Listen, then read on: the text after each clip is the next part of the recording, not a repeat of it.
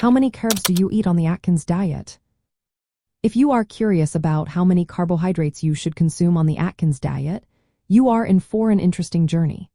The Atkins diet is a structured plan that focuses on carbohydrate intake to help your body enter a state known as ketosis. In ketosis, your body shifts from burning carbohydrates to burning fat for energy. This approach is similar to the ketogenic diet, but there are some key differences in how they handle carbohydrate reintroduction. The Atkins diet is divided into four distinct phases, each with its own guidelines for daily carbohydrate consumption. The concept of net carbs is essential here. Net carbs are calculated by taking total carbohydrates and subtracting fiber and certain sugar alcohols, as these do not significantly affect blood sugar levels. This method is crucial for managing ketosis, which is a common goal for both the Atkins and ketogenic diets. In the first phase, known as induction, carbohydrate intake is drastically reduced to about 20 grams of net carbs per day. This is significantly lower than the general recommendation of 275 grams per day for most adults.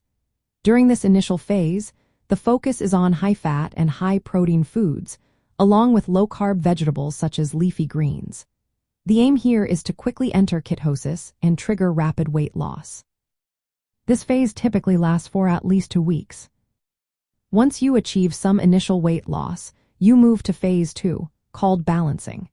In this phase, you can slowly add back carbohydrates, usually between 25 to 50 grams of net carbs daily. Foods like berries, nuts, seeds, and certain dairy products are reintroduced.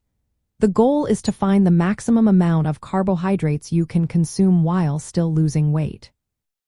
As you approach your target weight, you enter phase 3, known as pre-maintenance. Here, carbohydrate intake increases further, typically ranging from 50 to 80 grams of net carbs per day. More fruits, starchy vegetables, and whole grains are added gradually. This phase helps you identify your personal carbohydrate tolerance while still maintaining a low-carb state. Finally, phase 4 is the lifetime maintenance phase. After reaching your target weight, you transition to a long-term plan where daily net carbs usually range from 80 to 100 grams. Some individuals may need to keep their intake lower to maintain their weight. This phase emphasizes sustainable eating habits while controlling carbohydrate intake. From a ketogenic perspective, the initial phase of the Atkins diet closely resembles classic ketogenic guidelines, with very low carbohydrate intake to induce ketosis. However, the later phases of Atkins allow for a gradual increase in carbohydrates, which may take some individuals out of ketosis. For those who want to stay in ketosis long-term, the maintenance phase of Atkins may permit too many carbohydrates, depending on individual metabolism.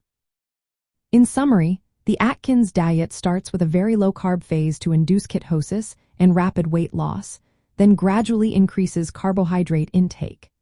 If your goal is to maintain ketosis, the initial phase aligns well with ketogenic principles, while the later phases may not. Individual responses to carbohydrate levels can vary, so it is essential to monitor how your body reacts throughout the process.